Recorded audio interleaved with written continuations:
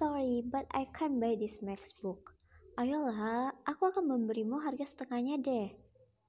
Maaf, tapi kami sudah mengecek dan membobol akses MacBook itu. Namun selalu gagal.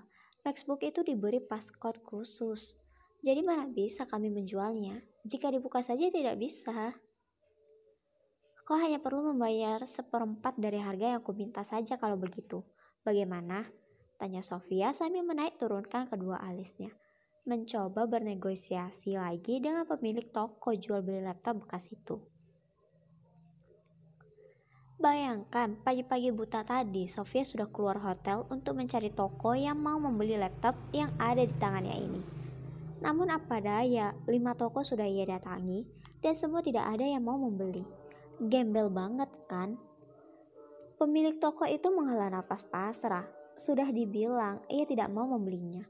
Tapi tetap saja gadis di hadapannya itu ngotot agar ia mau membeli MacBook yang dibuka saja tidak bisa. Maaf, tapi tidak bisa. Lebih baik kau mengembalikan MacBook itu ke pemiliknya, Nona. Terlalu berbahaya jika kau berani menjual barang-barang curian, kata pegawai toko itu kepada Sofia. Sofia menganga ketika ia dikata mencuri. Enak saja ia dikata mencuri. Ia bukannya mencuri, ia hanya membarter barang miliknya dengan isi koper yang entah milik siapa. Sofia akhirnya hanya bisa menghela nafas sedih. Sudah berbagai cara ia lakukan, mulai dari merayu si pegawai wanita di depannya, memasang wajah imut nan melasnya, lalu juga mencoba memuji pegawai itu, tapi tetap saja tidak mempan. Tanpa banyak kata lagi, Sofia langsung berbalik meninggalkan toko yang sudah ia recoki setelah setengah jam lamanya itu. 2 hari sudah ia berada di kota orang yang memiliki julukan The City That Never Sleep. Itu dan uangnya sudah benar-benar menipis saat ini. Sedari pagi ia sudah berkeliling sekitar hotel untuk menukar MacBook sialan itu dengan dolar alias uang Amerika. Namun naas, 5 toko sudah ia datangi dan jawabannya tetap sama, tidak bisa atau bahkan tidak mau. Mereka semua berkata bahwa laptop itu menggunakan aplikasi khusus yang memiliki tingkat keamanan tinggi dan sangat susah untuk mengotak-atik isinya, karena untuk membukanya ada passcode khusus yang hanya pemiliknya yang tahu. Sofia menggerek kopernya lesu dengan mencangklong tas di punggungnya. Kakinya melangkah tak tentu arah di padatnya kota New York siang ini. Uangnya sudah habis tak tersisa. Jikapun ada, itu mungkin hanya cukup untuk 2 kali makan saja. Nasib apes bukan? Ia merasa pasti saat ini papi dan maminya sedang tertawa bahagia melihatnya menderita kelaparan. Bahkan mungkin sahabat-sahabatnya di Surabaya pasti akan berucap, syukur apes kan? Seraya tertawa bak ibu peri jahat ketika melihatnya menjadi seorang gembel Amerika. Rasanya percuma 2 hari yang lalu ia berbahagia karena menemukan MacBook. Nyatanya saat ini MacBook itu tidak bisa dijual dan malah ia dikatai sebagai pencuri. Otak cerdik milik Sofia saat ini sedang meratapi nasib dengan begitu merananya. Di mana ia akan tinggal? Nanti ia akan makan apa? Bagaimana dengan pakaiannya? Dan masih banyak lagi. Otaknya yang cerdik dan pintar itu saat ini benar-benar buntu. Ternyata tidak selamanya otak pintar bisa berfungsi juga. Buktinya saat ini otak Sofia yang terkenal sebagai mahasiswa pintar itu sedang lemot, bahkan buntu. Jadi, apa perusahaan milik William sudah menandatangani kontrak pembangunan mall yang berada di LA? Tanya Ed sambil mengotak-ngatik sesuatu di iPad-nya. Sudah Ed, besok Tuan William akan meninjau lokasi pembangunan. Ucapan jadi terhenti ketika sepasang mata hazelnya menemukan sesuatu yang sangat familiar, tepat beberapa meter dari mobilnya berjalan saat ini. Mata Cherry menangkap sebuah koper berwarna abu-abu dengan stiker berbentuk milik Ed. Oh good, Ed, kopermu, teriak Cady refleks sambil menunjuk ke arah seorang gadis yang berjalan sendiri dengan lunglai di atas trotoar. Ed langsung menaikkan pandangannya dan matanya mengarah ke arah yang ditunjuk oleh telunjuk Cady. Benar saja, Kopernya sedang diseret dan baju abu-abu yang Ed yakini merupakan miliknya itu sedang dipakai oleh seorang gadis berambut hitam dan berkulit putih khas Asia. Stop, stop! Ed memukul pundak sang sopir. Sang sopir pun langsung menginjak rem dan memberhentikan mobilnya tepat di samping gadis yang sedang berjalan lunglai itu. Ed langsung turun dari mobil dan menghampiri gadis yang tingginya hanya sedada Ed.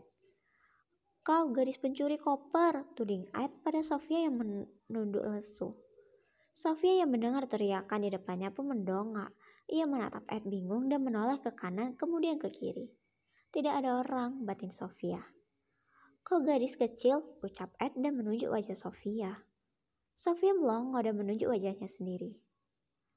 Mi, Sofia menjeda ucapannya, berusaha mencerna apa maksud dan tujuan pria berambut coklat yang menghadang dirinya, hingga matanya melirik koper yang ada di sebelahnya.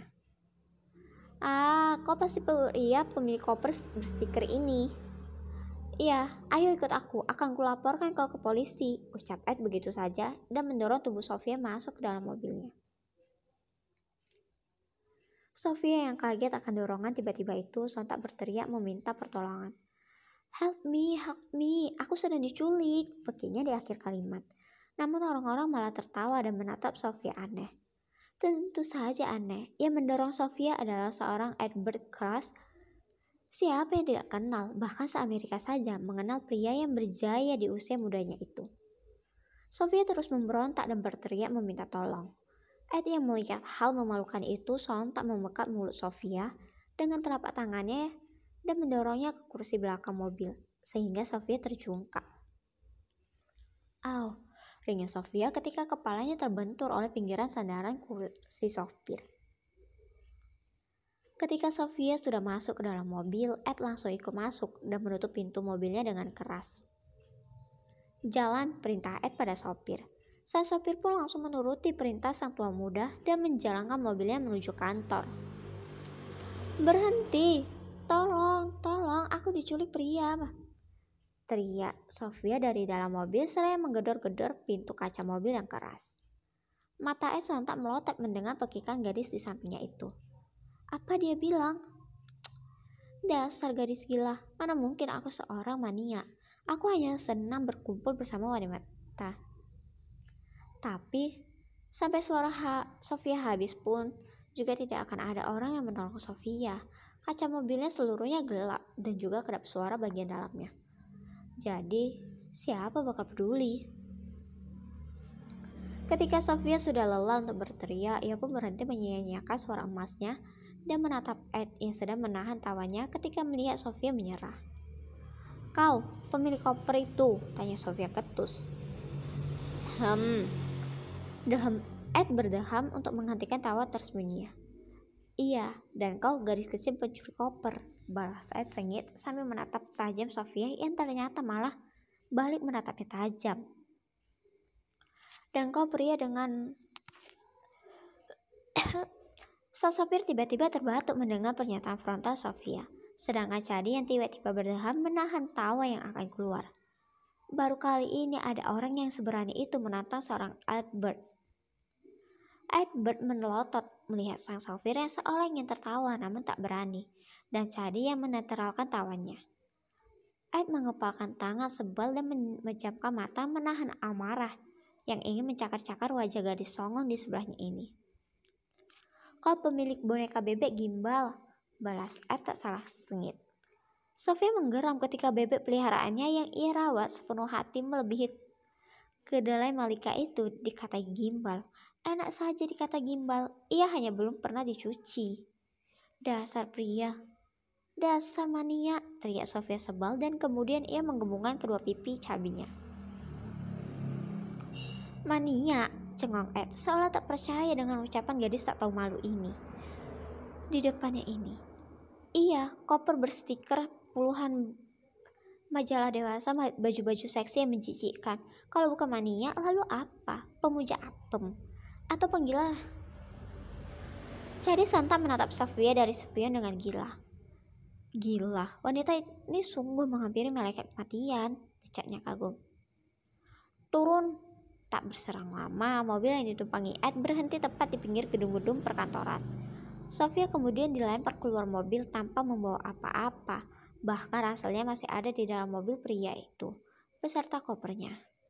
Dasar. Bibir mungil Sofia terus menyumpah serapahi Ed dengan sepatu yang sudah ia lempar ke kaca mobil, meskipun tak berefek apapun. Sofia berkaca pinggang, ia meniup poninya ke atas, matanya menatap nyalang mobil Ed yang terus menjauh. Lihat saja, akan kucari kau, sekalipun berada di lubang semut. Disinilah Sofia sekarang, di sebuah taman pusat kota New York. Mata Sofia kali ini sudah sembab setelah menangisi nasibnya yang sial, semenjak bertemu pria itu. Kakinya ia selonjorkan di kursi taman yang ia duduki. Sungguh, nasibnya lebih sial daripada nasib Nobita yang telah datang ke sekolahnya. Bagaimana tidak, handphone pun ia tidak membawa, apalagi duit. Dan sekarang jujur ia bingung harus berbuat apa. Kok cek apa sih nasibku? Kampret, gerutunya dengan bahasa mendokas anak Surabaya. Mata Sofia menatap kosong segerombolan anak-anak kecil yang bermain di ayunan. Hingga kedua bola mata hitam pekatnya tak sengaja menatap sebuah mobil yang baru saja ia kenali melintas pinggir taman dan berhenti di sebuah supermarket depan taman. Itu bukannya mobil. Aha, tiba-tiba sebuah ide terlintas dalam benak cerdik Sofia. Ia pun segera berlari ke arah mobil itu dan ketika sang sopir sudah keluar, Sofia langsung bersembunyi di balik mobil. Kemudian menunggu sang sopir hingga kembali. Hingga 5 menit kemudian sang sopir Ed kembali dengan membawa beberapa kantong plastik besar. Dan saat itulah Sofia mencuri kesempatan untuk masuk ke dalam bagasi mobil Ed. Pria pembawa sial dalam hidupnya. Dan Sofia akan memberi tinta warna merah pada nama pria itu di hidupnya. Sebagai sebuah peringatan bahwa mereka adalah musuh. Tak berapa lama kemudian, mobil pun berjalan meninggalkan supermarket. Sofia langsung menghela nafas syukur. Lihat saja, ia akan mengunyuk-unyuk pria sialan itu. Sofia kira ia akan dibawa ke kantor pria berstiker itu. Namun nyatanya salah. Mobil itu masih berjalan dan rasanya mobil ini sudah berjalan selama 30 menit. Dan belum berhenti. Bahkan badan Sofia rasanya pegal-pegal, berada pada posisi menekuk di bagian kaki seperti ini. Mobil kemudian berhenti dan Sofia bisa mendengar suara gerbang dibuka. Mobil pun berjalan lagi dan tak berapa lama kemudian mobil berhenti sepenuhnya. Sofia menajamkan pendengarannya guna menebak-nebak keadaan sekitar. Hingga akhirnya ia mendengar sang sopir keluar dari dalam mobil. Setelah dirasa aman, Sofia segera keluar dari dalam bagasi dengan perlahan. Baru saja bagasi dibuka setengahnya, ia bisa melihat seorang wanita parubaya yang masih terlihat sangat cantik dengan memandanginya cengong dari jarak 2 meter di depannya. Entah ekspresi apa yang harus Sofia tunjukkan saat ini. Kaget, sedih, bingung, senang, atau takut. Semua itu mendeskripsikan apa yang Sofia benar-benar rasakan saat ini. Apalagi wanita parubaya itu tiba-tiba berjalan mendekat ke arahnya. Hi, why are you here? What's your name? Tanya wanita parubaya itu dengan senyum yang tersungging dengan hangat, membuat Sofia menghilangkan kemungkinan buruk yang terlintas di otaknya, seperti diculik, dipenjara, atau bahkan dijual ke rumah bordil. Aku Sofia. Maaf, aku juga tidak tahu kenapa bisa di dalam sini, jawab Sofia tak masuk akal. Jelas-jelas ia sengaja masuk ke dalam bagasi untuk menguntit si pemilik koper. Namaku Sharon, ayo keluar, kita masuk ke dalam mencet saja. Kelihatannya kau bukan dari Amerika ya? Sharon bertanya seperti itu karena tidak melihat sedikit pun gurat bule dari wajah cantik Sofia. Apalagi logat Amerikanya sangat tidak bernada khas Amerika. Sofia pun menuruti ucapan wanita parubaya bernama Sharon itu. Ia mengangkat penutup bagasi semakin ke atas dan kemudian keluar. Ia kemudian terpana melihat keadaan sekitar yang terlihat sangat indah. Sebuah taman dengan air mancur di depannya. bunga-bunga bermekaran dan juga bangku taman serta banyaknya kupu-kupu kuning yang berterbang. Sarah menggandeng lengan Sofia dan menuntutnya masuk ke dalam mansion yang ternyata 10 kali lipat lebih luas dari rumahnya di Indonesia itu. Ayo masuk, ini kediaman kelas aku nyonya di sini. Sofia hanya menganga dan mengangguk-angguk. Keras, gue kayak pernah dengar marga itu, batinnya mencoba mengingat. Kriuk, kriuk, kriuk. Tiba-tiba suara perut Sofia berbunyi. Memang mengingat Sofia belum makan sedari pagi. Sarah kemudian memberhentikan langkahnya dan menatap ke arah Sofia yang saat ini sedang meringis sambil menggaruk tengkuknya yang tidak gatal. Sarah hanya tertawa kecil melihat tingkah gadis kecil yang mungkin sedang duduk di bangku SMA. Entahlah, yang jelas dia sangat lucu. Lapar? Ayo kita ke meja makan, ajak Sharon dan berbalik arah menuju ruangan makan. Sofia terpana melihat interior mewah mansion ini. Benar-benar sultan sejati, batinnya. Ia tambah dibuat terpana ketika melihat ruangan makan yang benar-benar bak ruang makan di kerajaan. Dengan meja dan kursi yang berjajar dengan rapi dan ada banyak makanan beserta buah-buahan beserta lilin di atasnya. Gendeng, iki omah tak istana, batin Sofia terpana. Dan Sharon dibuat tertawa geli dengan tingkah Sofia yang bertepuk tangan sambil loncat-loncat kecil. You are so cute girl. Kemudian Sharon menepuk pelan puncak kepala Sofia. Sejak dulu ia ingin punya anak perempuan, tapi tak pernah terkabul. Karena semenjak melahirkan Ed, rahimnya diangkat karena ada penyakit. Makanlah hingga puas gadis kecil. Wah, bener boleh. Thank you so much Mr. Krabs. Dan selanjutnya Sofia dengan tidak tahu malunya malah berlari dan langsung duduk di kursi mewah itu. Kemudian mengambil semua makanan yang ada di meja itu, lalu memindahkannya ke atas piring ceper yang ada di depannya. Sarah dibuat geleng-geleng dengan tingkah lucu Sofia. Benar-benar mirip Ed ketika kelaparan, hanya saja Ed adalah orang yang tidak sabaran, absurd dan aneh. Berbeda dengan Sofia yang terlihat malu-malu, sabar, dan murah senyum. Ed berjalan lesu ke dalam ruang keluarga mansionnya. Ia kemudian mendudukkan dirinya dengan kasar di atas sofa berwarna coklat muda itu. Ed memijat pelipisnya yang terasa pening.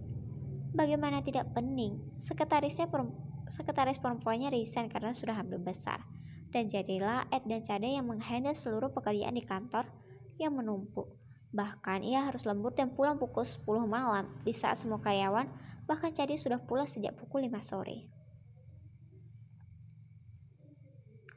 Tiba-tiba ia mendengar suara seperti orang yang sedang menuangkan minum dalam gelas hingga membuat mengerit bingung. Siapa yang malam-malam ke dapur?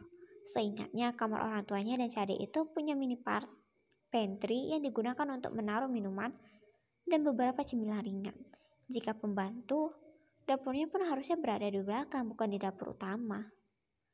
Ed pun memberanikan diri berjalan ke arah dapur yang gelap.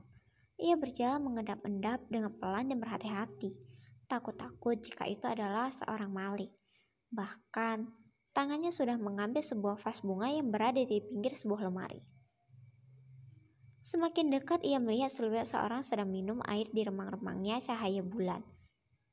Itu bukan mominya atau pembantu utama yang bisa keluar masuk dengan mudah di sini. Ed cukup hafal dengan postur semua orang di mansionnya. Dengan penuh tekad, Ed langsung berjalan cepat dan berteriak, "Pencuri!"